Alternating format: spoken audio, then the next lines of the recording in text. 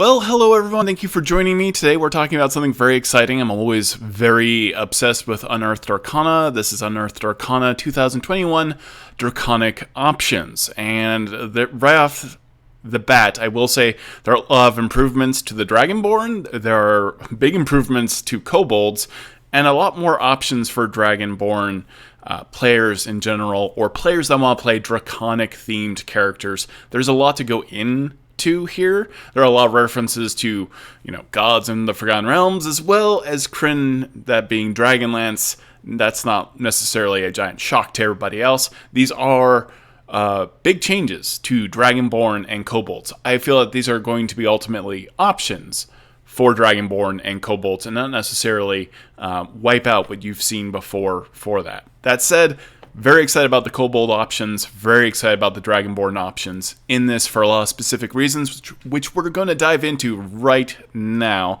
This was just announced just a few hours ago, and I'm very excited. I'm very excited for anything Draconic in nature. So let's go ahead and dive in. So right away, they say Draconic Races. The Dragonborn race in the player's handbook is one way to reflect a character with dragons somewhere far back in their ancestry. This document offers 3 variant Dragonborn races you can choose from instead if you want a character with a clearer connection to specific Draconic ancestry, as well as a new version of the Kobold race. When you're making a new character using one of these races, use the rules under creating your character to fill out your details of that particular character. We do see the typical stuff that telling you what languages are, creature type, all of that stuff. It's all what you would expect. And right away we have the Chromatic Dragonborn. Chromatic Dragonborn clearly have their ancestry tied to the elemental power of chromatic dragons. So the vibrant colors of chromatics, which is funny when they mention black, blue, green, red, and white, they gleam on their scaly skin and in the deadly energy of their breath weapons. Theirs is a raw elemental fury of the volcano, biting arctic winds, of raging lightning storms. Theirs is also the subtle whisper of a swamp and a forest, corrosive and toxic. I really love, I've really become quite enamored with how they describe Unearthed Arcana in these ways in a single paragraph. So right away, we're seeing a lot of improvements to the Dragonborn. Chromatic Dragonborn traits. You're a humanoid, you're medium, walking speed is 30 feet, that's nothing new. You trace your ancestry to a chromatic dragon, granting you a special magical affinity. Choose one type of dragon from the chromatic ancestry table. This determines the damage of your other traits as shown in that table. So we've got, black dragons use acid breath, blue dragons use lightning, green use poison, red use fire, white use cold. We all know this. This is on theme. The breath weapon itself, we are now seeing the departure from what you would see in the player's handbook, where you have different shaped breath weapon attacks. Now they're making this a little bit more simple. They're just saying it's a 3-foot cone. Let's not overly complicate this necessarily. So when you use the attack action, you can replace one of your attacks with an exhalation of magical energy in a 30-foot line that is 5 feet wide. Each creature in that area must make a dexterity saving throw against a DC of 8 plus your constitution modifier plus your proficiency bonus. A creature takes 2d8 damage of that type associated with your ancestry. On a failed save, they take half as much. This is pretty important. For some reason, we're going to get into here. This does increase, and weirdly, the tier increase on the breath weapon in this Unearthed Arcana is a little bit different than the damage increase that you would see in the player's handbook when it comes to levels. So it increases by 1d8 when you reach 5th level, making it 3d8. At 11th level, you get a 4d8. At 17th level, your breath weapon now does 5d8. You can use this trait a number of times equal to your proficiency bonus. We're seeing this again more and more. And you regain all expended uses when you finish a long rest. This is way more powerful than what Dragonborn currently have in the player's handbook. As it is in the player's handbook right now, you have a breath weapon, you can use your action, not one of your attacks, your full action in the player's handbook to exhale destructive energy. Your ancestry determines the size and shape. We already talked about it. They simplified this. The DC saving throw for this is your Constitution modifier, +8 plus your proficiency bonus. The creature takes 2d6, not 2d8 in the player's handbook, and this increases at 6th, 11th, and 16th. Slight variation there in terms of that, and then you don't get this ability back until you complete a short or a long rest.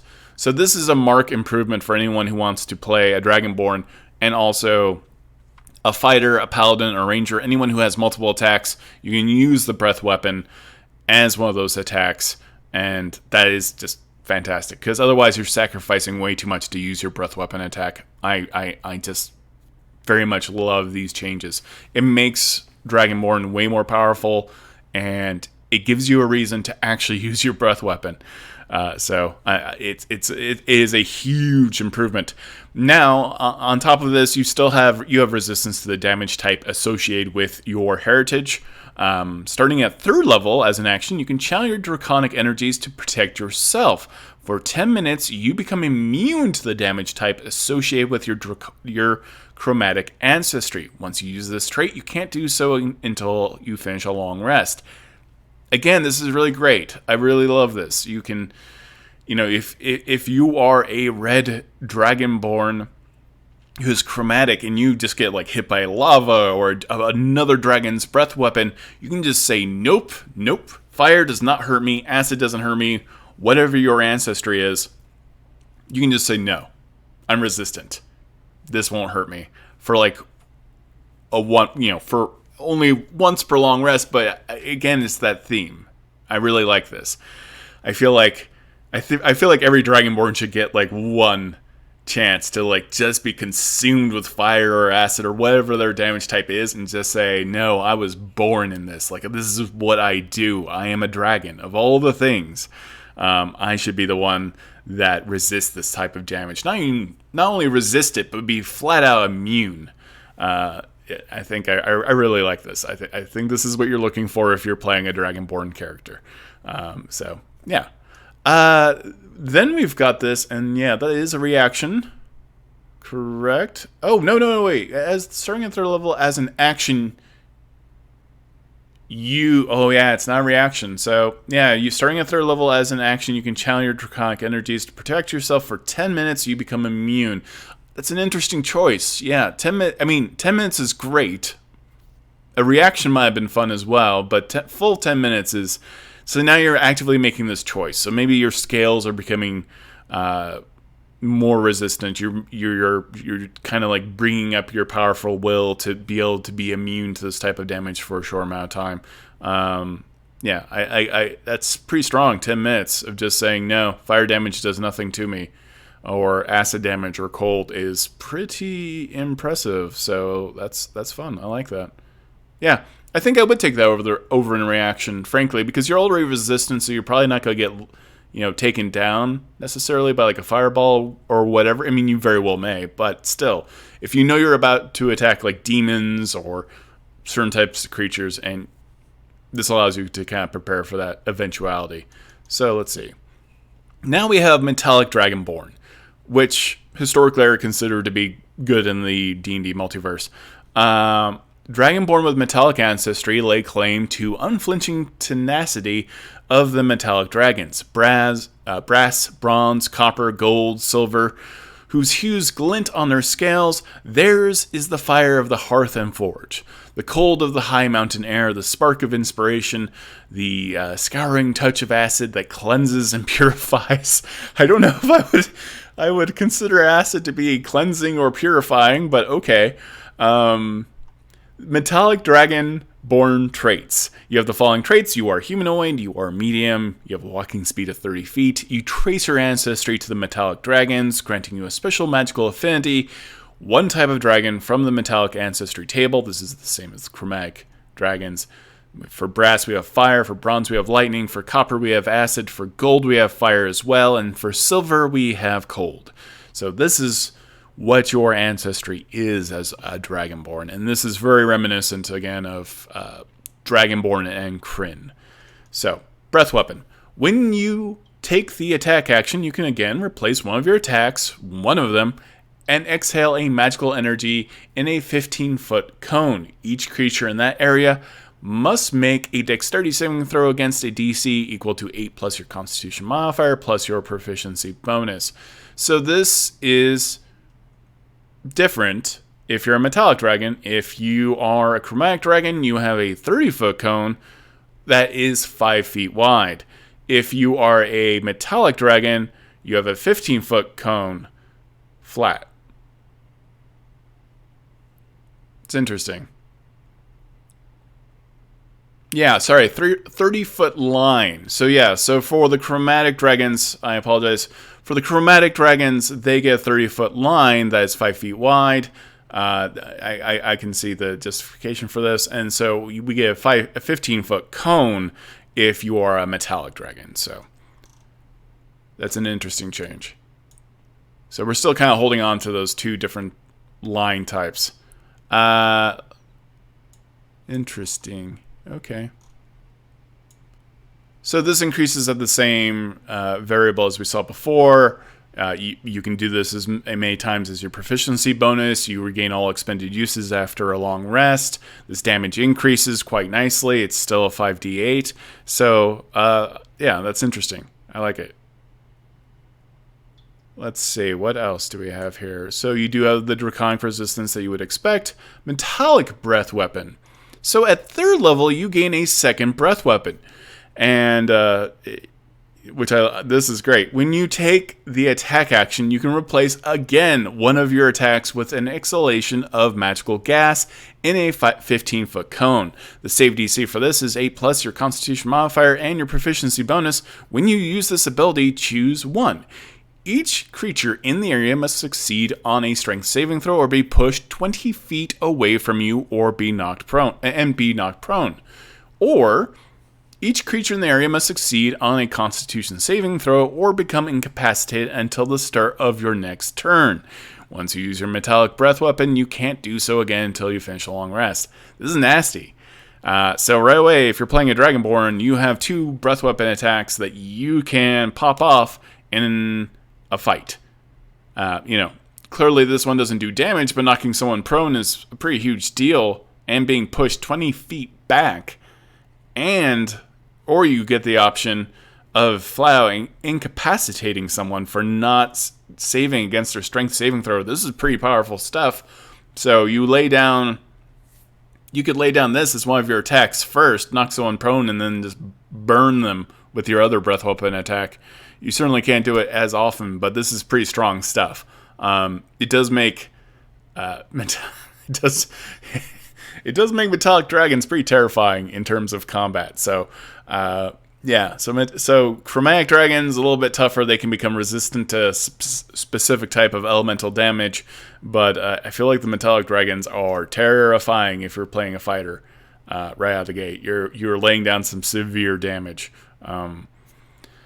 Wow, that's strong. Yeah, we'll see how this goes. So now we also have the Gem Dragonborn, which, great shout out to anyone who wants to play a Gem Dragonborn. I mean, Gem Dragons have been around for a while. Dragonborn with the Gem ancestry partake of the heritage of all Gem Dragons who claim to be heirs of the Ruby Dragon Sardior. And I'll probably murder all these names. So, firstborn of all creation, Bahamut, Tiamat, the first days of the first world, colors of the mysterious powers of the Gem Dragons, Amethyst, Crystal, Emerald, Sapphire, and Topaz, gleam in their scaled skin and course through their veins. Theirs are wonders of the mind, the force of will, the brilliant light of insight, resounding echo of discovery, and the desiccation of despair. I like that. Gem Dragons tend to be a bit psionic, so I expect that's what we're going to be seeing here. Gem Dragon traits. Gem Dragonborn traits. You are humanoid, you're medium, 30 feet, is your movement. Your ancestry is determined by you. Choose one of these gem types. Amethyst is force damage. Force damage is all but impossible to resist, so choose Amethyst. Crystal is radiant, emerald is psychic, sapphire is thunder, which is cool. Topaz is necrotic. You do get a breath weapon attack as well. So when you attack, when you take the attack action, you can replace one of your attacks as an exhalation of magical energy in a 15-foot cone. Each creature in the area must make a dexterity saving throw equal to the DC, equal 8 plus your constitution modifier and your proficiency bonus. A creature takes 2d8 damage of the type associated with your gem ancestry. Again, this is 1d8. It follows suit with the rest of the Dragonborn that we saw before. You can use this trait a number of times equal to your proficiency bonus. Same thing. Again, this is all far more powerful than the Dragonborn as they exist in the player's handbook. Draconic Resistance. You do have resistance to the damage type associated with your gem ancestry. That's true across the board. Psionic Mind. You can telepathically speak to any creature you can see within 30 feet of you. You don't need to share a language with that creature, but the creature must be able to understand at least one language. Your communication does not give the creature the ability to respond to you telepathically. Gem Flight. And this is going to be very interesting. Starting at 3rd level, you can use your bonus action to temporarily summon an array of spectral gems that match your gem ancestry, in the shape of wings that last for 1 minute. For the duration, you gain a flying speed equal to your walking speed, and you can also hover. Once you use this trait, you can't do so again until you finish a long rest. This is very... that's going to look strange. I mean, really cool, but also very strange. Just spectral gems show up in a formation of your wings. It's pretty dang cool. I'm glad to see it a little bit of flight. So I feel like right out of the gate, I like all these Dragonborn options. It's interesting that it's a 15-foot cone for Metallic Dragonborn, and it's a line specifically for Chromatic Dragons. I like the inclusion of the Dragonborn gems as well. I like that you can do this as many times as your proficiency bonus. I like that the damage has been upped. And most importantly, out of all of this, not only do you get to do this multiple times equal to your proficiency bonus with these breath weapon attacks, which is what you're all about if you want to play a Dragonborn, in my opinion. I love dragons. I love Dragonborn. But being able to replace one of your attacks with a breath weapon attack is huge. This makes fighters, paladins, rangers, monks, way more viable when it comes to this type of thing. Getting that feeling of just being born of dragons, of coming from that ancestry, being this kind of force of nature. We're getting a lot more of that by allowing this. It's going to be very interesting seeing fighters and all of these classes in action. Being able to lay down a little bit of breath weapon attacks, especially the Metallic Dragonborn. I'm a little worried about them more than anyone else. So, let's see. This I'm very excited about. I love kobolds. My favorite kobold is, of course, Spurt the Kobold. I played a kobold who is a dungeoneer. They design dungeons. I never liked that.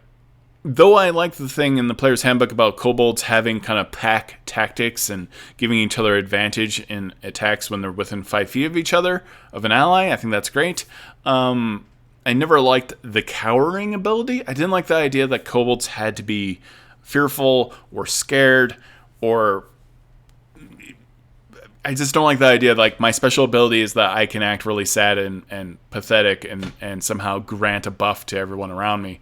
I just didn't care for that. I don't want to necessarily play that type of kobold. It's not an ability I want to use. Even though it's effective in some ways, it's just not something like that for character reasons I would necessarily do. So let's get into the kobold option here. Some of the smallest draconic creatures to walk on the plains, kobolds display their draconic ancestry in the glint of their scales and in their roars. This is a massive departure. Legend tells of the first kobolds emerging from the Underdark near the lairs of the earliest dragons in some lands. Kobolds serve chromatic or metallic dragons, even worshipping them as divine beings. In other places, kobolds know too well how dangerous those dragons can be and help others defend themselves against draconic destruction. That's interesting. whatever the relationship is to dragons, kobold scales tend to be rust-colored, although occasionally kobold sports scales with a color more akin to that of their chromatic or metallic dragons. The roar of a kobold can express a range of emotion: anger, resolve, elation, fear, and more. Regardless of this emotion, the kobold expresses that roar, resonating with draconic energy. I love this. We are basically going in the opposite direction of the cowering feature that kobolds have, and now we are going right after. Kobolds may be very small, but they are dramatic. They have this kind of dragon presence amongst them, and they're in fact quite brave. Very big departure from what we see in the player's handbook, and I'm very much here for it. So they are humanoid. They are small. They have walking speed of 30 feet, and they can see in dim light within 60 feet. Within 60 feet of you appears to be bright light, so okay. Draconic Legacy. The kobold's connection to dragons can manifest in unpredictable ways as an individual kobold. Choose one of the following legacy options when you select this race. So, you can decide to have advantage on saving throws to avoid being frightened. That's massive, at least for yourself. So, another big departure from being the cowardly kobold. You can choose one cantrip of your choice from the sorcerer's spell list using intelligence, wisdom, or charisma as your spellcasting ability for that cantrip. You have to make that choice when you start this character. Or you can make an unarmed strike with your tail. When you hit with it, the strike deals 1d6 plus your strength modifier. This is going to be bludgeoning damage. Yeah, so that's interesting. Having a nice tail attack as a kobold can be pretty funny. Now we have, as a bonus action, we have Draconic Roar. A bonus action you let out. As a bonus action, you let out a Draconic Roar at your enemies within 10 feet of you. Until the end of your next turn, you and your allies have advantage on attack rolls against any of those enemies who could hear the roar. You can use this trait a number of times equal to your proficiency bonus, and you regain all of your expended uses when you finish a long rest. 10 feet is very close up, so this is really great if you want to play an active combatant kobold who is just in the scrap. You know, fighter kobolds now are very much an option when you're looking at this, and this does harken back to pack tactics in a lot of ways. So this is really cool. Hello? Can you see on your screen there how it's a little hard to read? Is there any way to kind of move the PDF over so they the PDF is... Yeah, no, that's what I'm doing right now. Perfect. I think it was just a little... okay, well, I'm live. I love you. That was my lovely wife. All right, so now we are on top of just a little cameo by my wife. It is actually our 15th... it is actually our 10th anniversary tomorrow on the 15th, so... that's very exciting. She's been putting up for me for an entire decade. I love her very much. So we've got feats now. Sorry, I'm all flustered now. Thank you for the congrats. So we have feats. A feat represents a character's achievement of mastering one of their capabilities or discovering the ability to do something completely new. When this mastery arises from a draconic source, whether it's a gift of a true dragon, the manifestation of some draconic heritage, the blessing of a draconic god, or as a consequence of slaying a true dragon, it can have a dramatic and supernatural effect. Wow, this is interesting. So, I'm looking at this. When this mastery arises from a draconic source, whether it's a gift of a true dragon. So the implication here is that these feats are not specific to just kobolds or dragonborn. It means anyone can get these feats. And you can come up with a story reason for that. That's very cool. So, Gift of the Chromatic Dragon. You've manifested some power of the Chromatic Dragons, granting you the following benefits. As a bonus action, you can touch a simple or martial weapon and infuse it with one of the following damage types: acid, cold, fire, lightning, or poison. For the next minute, the weapon deals an extra 1d4 points of damage of that chosen type when it hits. After you use this ability, you can't do so again until you finish a long rest. Okay. That's decent. You get a little bit of extra damage. You're using a bonus action, so the action economy on that isn't too bad. Granting you the following benefits. Okay, so when you take cold, fire, lightning, or poison damage, you can use your reaction to give yourself resistance to that. In the instance of that damage, you can use this reaction a number of times, equal to your proficiency bonus. You regain all expended uses of this when you finish a long rest. That's great. I love this. I think this is really fantastic. I think this is like a nice alternative if you did not want to be playing a Dragonborn sorcerer. You kind of can get that flavor, but still be a fighter. You don't have to be a Dragonborn. I like that this is a reaction as well. So a little bit of dragon flavor. You've been blessed by a dragon. Maybe you got a little bit of latent dragon blood in you, but not enough to be a Dragonborn sorcerer.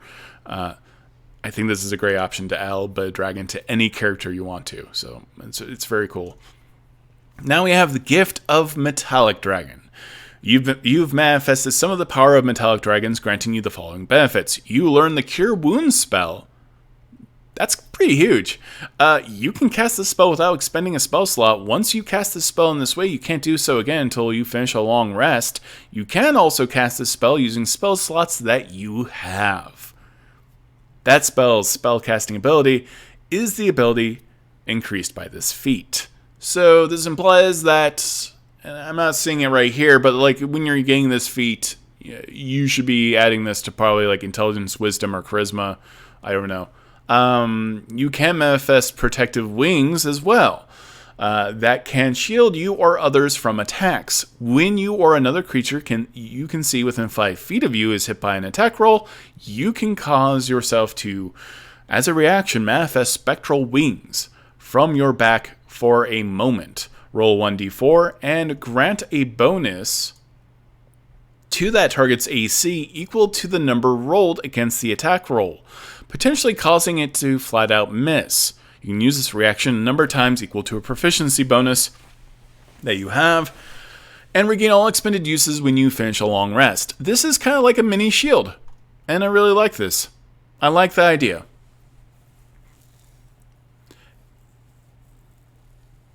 Yeah, I really do like this. I mean, it kind of reminds me of Falcon and Winter Soldier to a degree, right? Like you just, the wings pop up and protect anyone near you very quickly.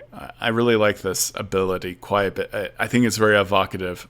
I want to hear it described in combat.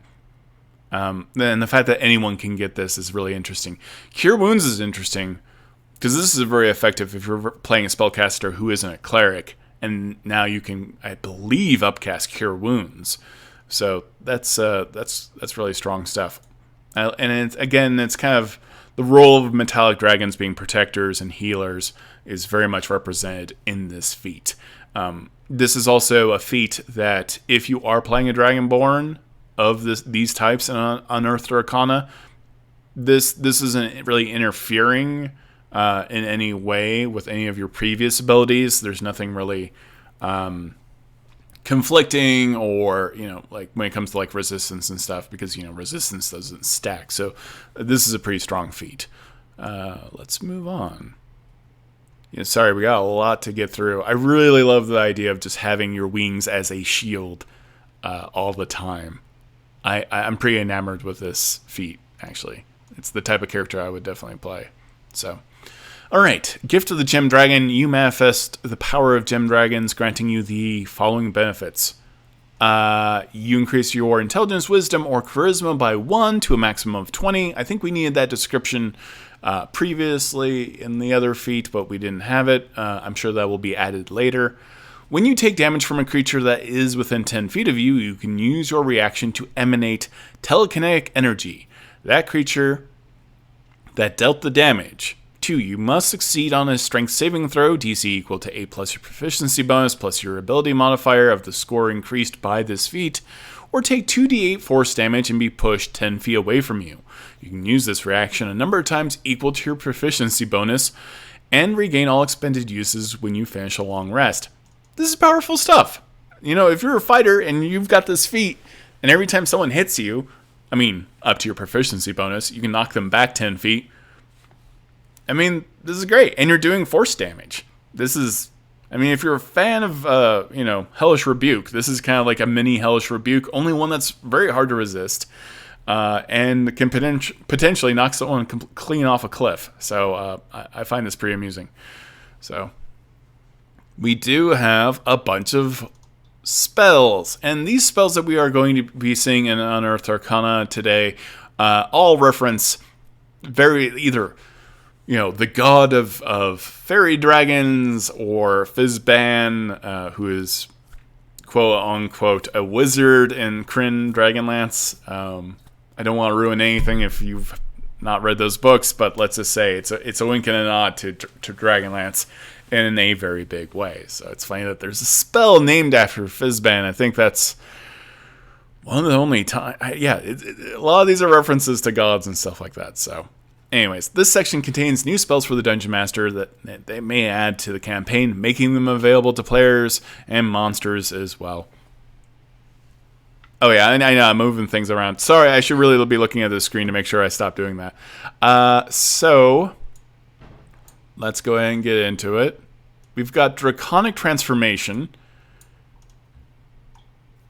As a bonus action, this is 7th level transmutation. It's concentration. So, with a roar, you draw on the magic of dragons to transform yourself, taking on various draconic features. You gain the following benefits until the spell ends. You have blind sight up to a range of 30 feet. That's pretty huge. You can see around cover. You have incorporeal wings sprout from your back, giving you a flying speed of 40 feet. And when you cast a spell as a bonus action, and on subsequent turns for the duration, you can exhale breath of shimmering energy in a 30-foot cone. Each creature in the area must make a dexterity saving throw or take 3d8 force damage on a failed save, or half as much on a successful one. So, if you can cast a 7th level spell, you can become a dragon for a while. And with a damage type that really can't be resisted. It's pretty good. Here we have Fizzben's Platinum Shield. There is a big in-joke here. If you don't know it, it's a Dragonlance Kryn reference. Platinum being the big joke, and Fizzben, read the books, but big Dragonlance drop. And and one of the components is a platinum-plated dragon worth at least 500 gold pieces. So, you create a field of silvery light that surrounds you. That surrounds a creature of your choice within range. You can choose yourself as well. The field sheds dim light out about 5 feet. And now we move. And I'll make sure I format that properly. As a bonus action on your subsequent turns, you can move the field to another creature within 60 feet of you. The creature is protected by this field, gains the following benefits. The creature has half cover, that's huge. The creature has resistance to acid, cold, fire, lightning, and poison damage. If the creature is subjected to an effect that allows it to make a dexterity saving throw to only take half damage, that creature instead takes no damage. If it succeeds on the saving throw, the half damage, it just flat out fails. That's amazing. So if it succeeds on the saving throw, and only half damage if it fails. Yeah, that's intense. We're getting into kind of rogue territory here with that damage resistance on that spell. What level is this? This is 6th level. It's a react. It's an action. It is concentration for up to a minute. Strong stuff. You're basically roguing up someone in your party, and definitely making them quite the tank. So this one, I think my wife is going to love quite a bit. It's a transmutation spell. I see her using this right away. She is a speedster character. So we have got Flame Stride. It's concentration. It's 1 minute. It's a bonus action. Billowing flames of a dragon cover your feet, granting you explosive speed. For the duration, your speed increases by 20 feet, and moving doesn't provoke opportunity attacks. When you move within 5 feet of a creature or an object that isn't being worn or carried, it takes 1d6 fire damage from your trail of heat. A creature or object can take this damage only once during a turn. This is great. I love this. So, for those that don't know, my wife Megan plays a speedster character named Whittle. She has an exceptionally high walking speed. She's got squat nimbleness as a feat, so that's 5 feet. She's a dampier, so that's another, that's 35 feet, that's 40 feet. Also has the mobility feat. So, pretty intense rapid speed. So now you add another 20 feet and you're just running around. And then you add like boots of speed. You can just like run around and set all of these people around you on fire. And it gives you a lot more reason to be a speedster in a very fun way. I think this is probably Whittle's, her character's brand new favorite spell to cast. This is pretty impressive. And it's concentration up to a minute, so you don't want to get hit. And you can do this as a bonus action. This is really great. When you cast a spell using a spell slot of 4th or higher, you increase your speed by 5 feet for each spell slot level above 3rd. Additionally, the spell deals an additional 1d6 fire damage for each slot level above 3rd. This was made for Megan. So this is fantastic. I love the idea that you are this speedster character. You're moving so fast. You are causing fire to erupt around you. And because you're not provoking these opportunity attacks, it's almost like you are the fireball. You are the weapon. I think this is so evocative. I love this spell. Please don't change it. I think this is amazing.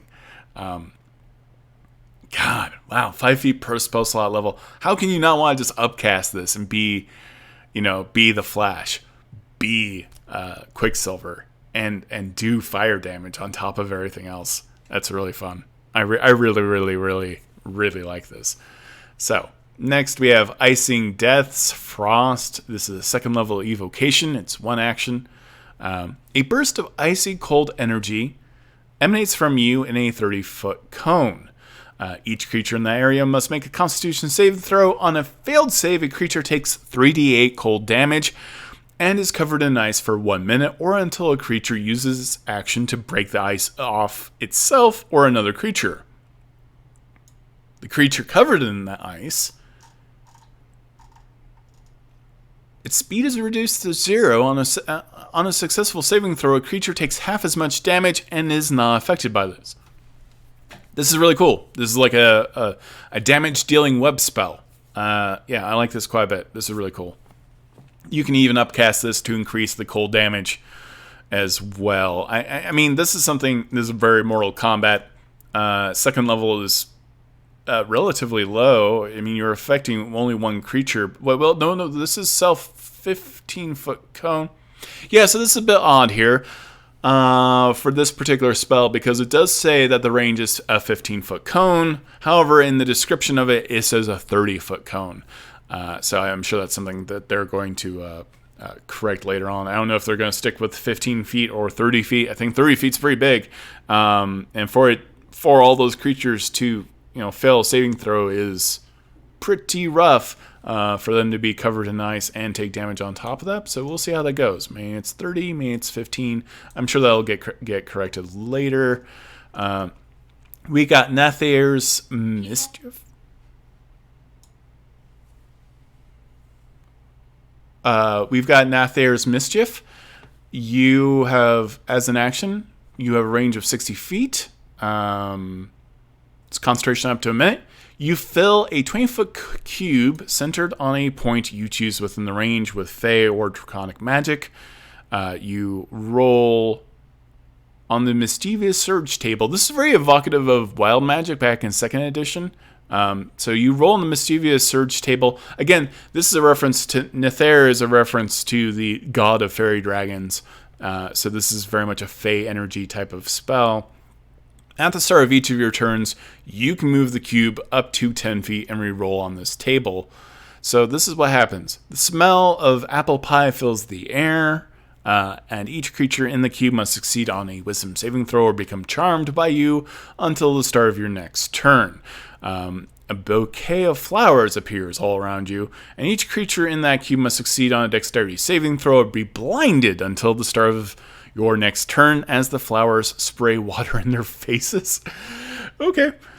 Each creature in the cube must succeed on a wisdom saving throw or begin giggling until the start of your next turn. A giggling creature is incapacitated and uses all of its movement to move in random directions.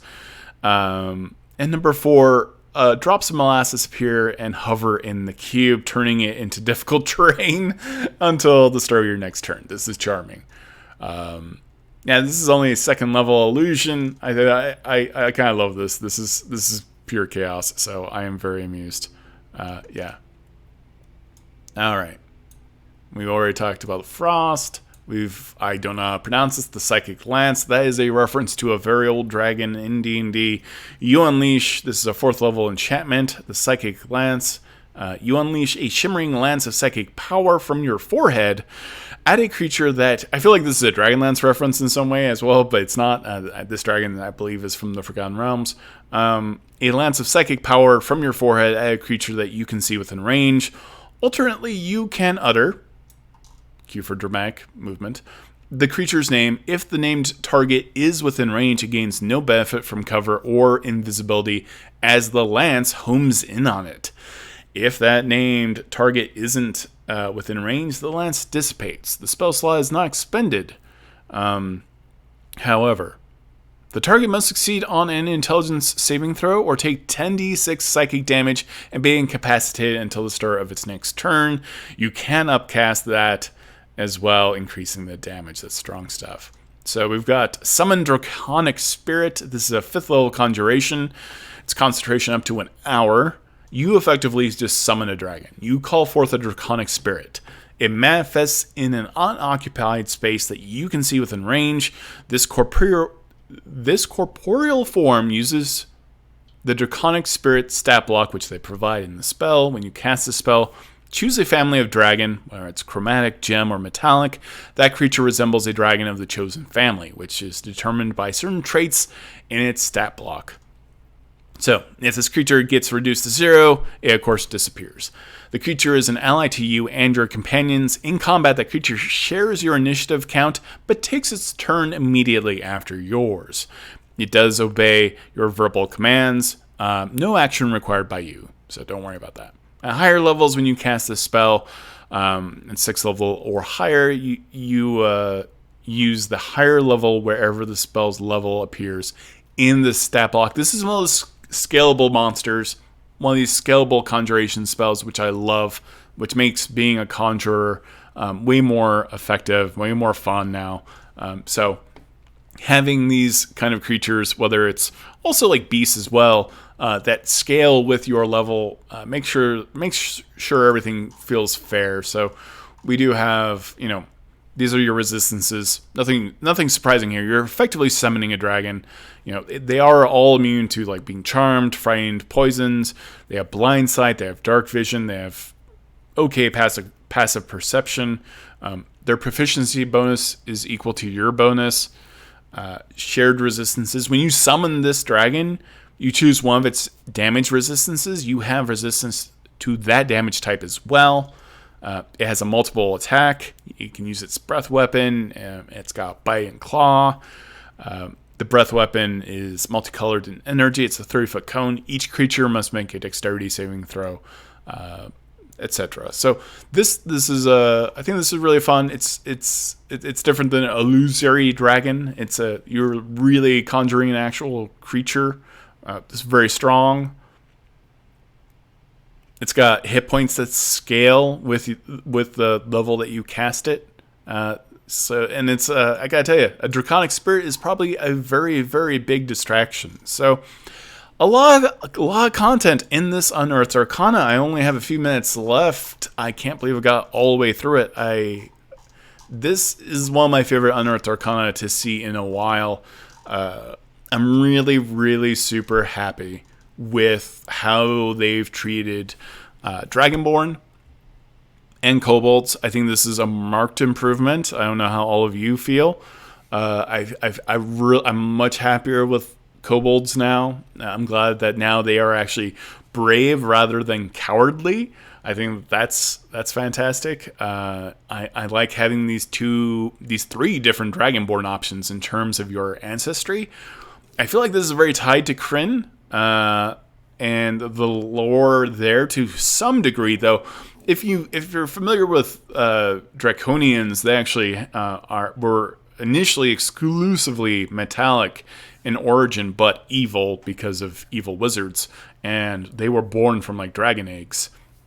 I think you get about 5 out of 1 dragon egg, and they not only had different abilities, but when they died, different things would happen. Like someone would burst into acid, someone would explode into fire. So they were very strange in that way. Naturally, you probably don't want to play that as a character. Otherwise, a TPK could happen much later. But boy, that breath weapon improvement is probably my favorite thing out of all of this.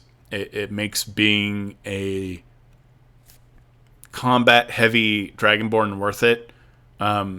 If you're a metallic combat Dragonborn, you're really nasty because you got 2 breath weapons. Of course, you know, the secondary one at 3rd level you lose right away, but once you use it. But this is really strong stuff. It's interesting that the Chromatic Dragon is the one that you can choose to be immune to something. But boy, can you imagine being a Dragonborn, a red Dragonborn, and just deciding that you're immune to lava and striding into it for 10 minutes? That's pretty scary stuff. I think that's pretty funny. But the Metallic Dragonborn, wow. I mean, you've got your regular breath weapon.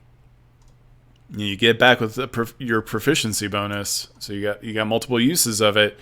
You need a long rest, but then you got the metallic breath weapon as well at 3rd level. And let's see, yeah, you can only do this once per long rest, but I mean, you can open up strong as a fighter or anyone who has a multiple attack as one of these Dragonborn, metallic in nature. You can just go open up breath weapon, and just knock things around. So overall, I really like these spells. You know, some things need to be changed in terms of like figured out in terms of like 30-foot cone or 15-foot cone. The kobolds are very combat friendly now as well. I think this is a really great addition to D&D. I certainly have a player in my game currently that wants to use all of the, you know, a bunch of these options. I want to use these options. This makes Dragonborn a lot more fun for me. I feel like Dragonborn were probably a wee bit underpowered before. So, and of course the Dragonborn's breath weapon definitely was underpowered. So now this scales a bit better and is a lot more useful. And I mean, makes you more dragony. I mean, like, what's more dragony than being able to do this multiple times per day? So, yeah, I'm happy with it. I hope you guys enjoyed this. I am going to get off stream. I am sure there were a lot of questions. If there were, I'm sorry I can't see them. I'm kind of on my own here. Thank you so much to my lovely wife, Megan Kenreck. Sorry if I didn't have the full screen on while I was talking the entire time. I really appreciate everyone putting up with any of the technical difficulties, but again, I'm very excited for this Unearthed Arcana. This plus the Draconic Monk subclass that we saw earlier, and also the Drake Warden, which is a ranger that basically gets a really, really cool dragon beast. Essentially, I'm really excited for all this dragon content. I feel like we're going somewhere with this. But we will see. So it's a good time. It's a good time to be a fan of dragons in the D&D multiverse right now this year. So thank you all for watching. I will hopefully see you later. I will probably be doing more videos about this Unearthed Arcana, but I wanted to get this Twitch stream out of the way right away. I love reacting to this stuff immediately and kind of breaking all this stuff down. But let me know in the comments below if you're watching this on YouTube about what you like or dislike about this Unearthed Arcana. Again, for me personally, I really feel like this is a marked improvement for Dragonborn players, for kobolds. There's some really cool spells in here that are evocative. Boy, that spell that allows you to increase your speed as well as cause fire damage when you run by them is probably going to be my wife's favorite from now on. So I think there's a lot of great content in here, and I'm really glad they made some of these changes. So thank you so much for watching. Don't forget to subscribe, to like, to share. We also have a Patreon as well if you want to support more videos like this. Thank you so much for watching. I hope you're having a great day, and stay safe out there. You're wonderful. Have a wonderful day.